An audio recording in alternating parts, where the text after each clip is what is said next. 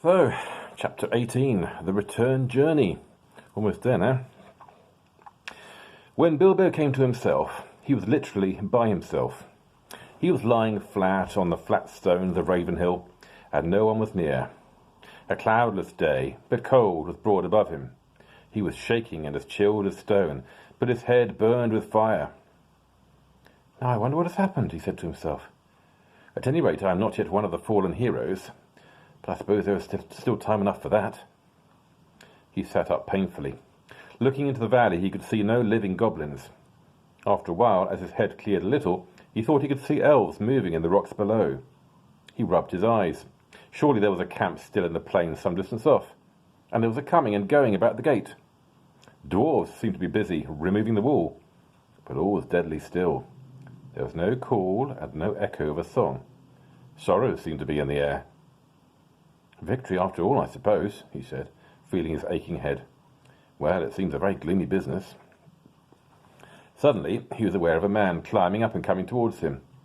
"Hello there," he called with a shaky voice. "Hello there, what news?"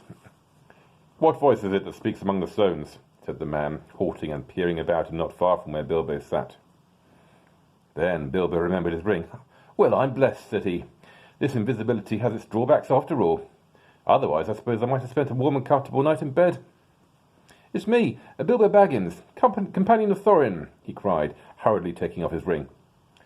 "It is well that I have found you," said the man, striding forward. "You are needed, and we have looked for you long. You would have been numbered among the dead, who are many, if Gandalf the Wizard had not said that your voice was last heard in this place. I have been sent to look here for the last time.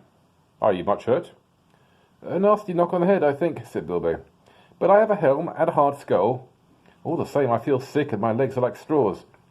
"I will carry you down to the camp in the valley," said the man, and picked him lightly up. The man was swift and sure-footed.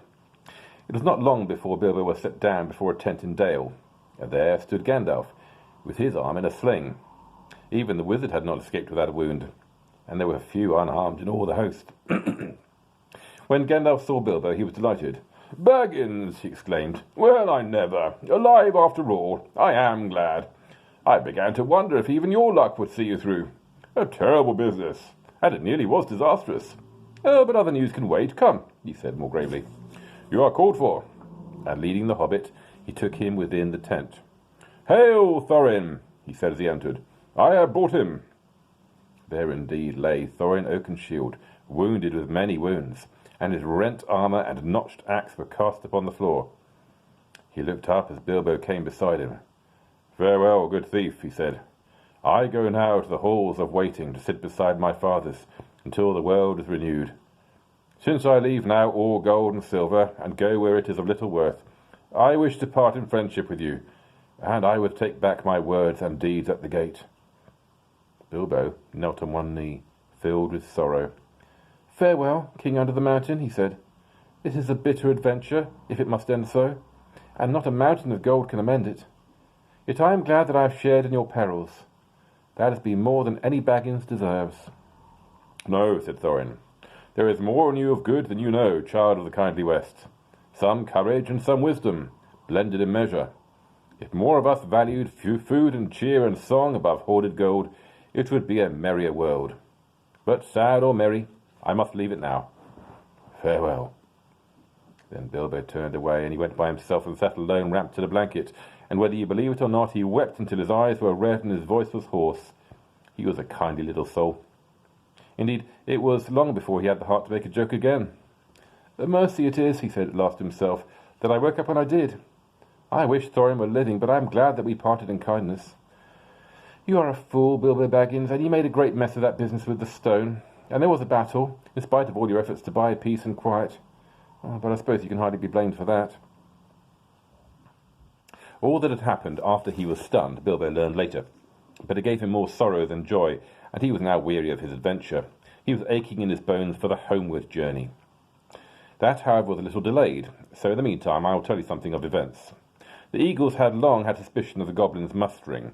From their watchfulness, the movements in the mountains could not be altogether hid. So they too had gathered in great numbers under the great eagle of the misty mountains, and at length, smelling battle from afar, they had come speeding down the gale in the nick of time. They it was who dislodged the goblins from the mountain slopes, casting them over precipices or driving them down, shrieking and bewildered among their foes. It was not long before they had freed the lonely mountain, and elves and men on either side of the valley could come at last to the help of the battle below. But even with the eagles they were still outnumbered. In that last hour, Beorn himself had appeared. No one knew how or from where. He came alone and in bear's shape, and he seemed to have grown almost to giant size in his wrath. The roar of his voice was like drums and guns, and he tossed wolves and goblins from his path like straws and feathers.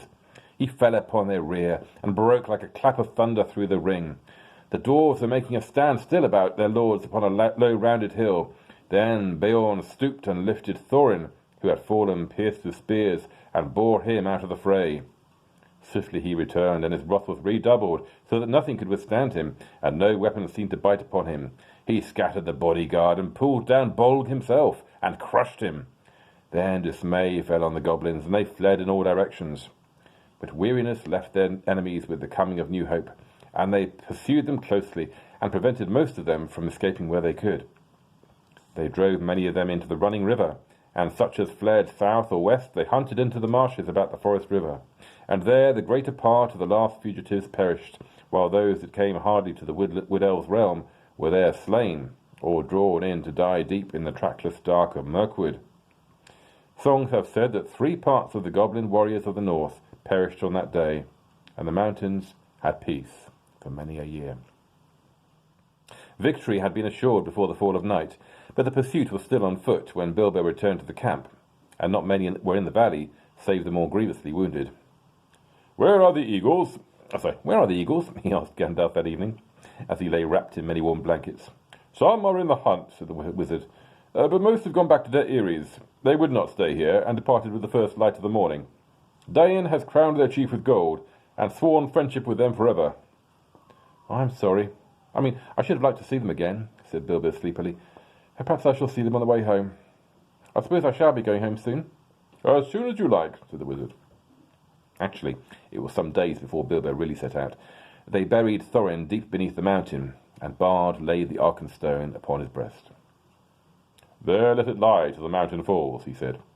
May it bring good fortune to all his folk that dwell hereafter. Upon his tomb the Elven King then laid Orcrist, the elvish sword that had been taken from Thorin in captivity. It is said in songs that it gleamed ever in the dark if foes approached, and the fortress of the dwarves could not be taken by surprise. There now Dain, son of Nain, took up his abode, and he became king under the mountain, and in time many other dwarves gathered to his throne in the ancient halls. Of the 12 companions of Thorin, 10 remained. Fili and Kili had fallen, defending him with shield and body, for he was their mother's elder brother. The others remained with Dain, for Dain dealt his treasure well. There was, of course, no longer any question of dividing the hoard in such shares as had been planned, to Balin and Dwalin and Dorri and Norri and Ori and Oin and Gloin and Bifur and Boffer and Bomber, or to Bilbo.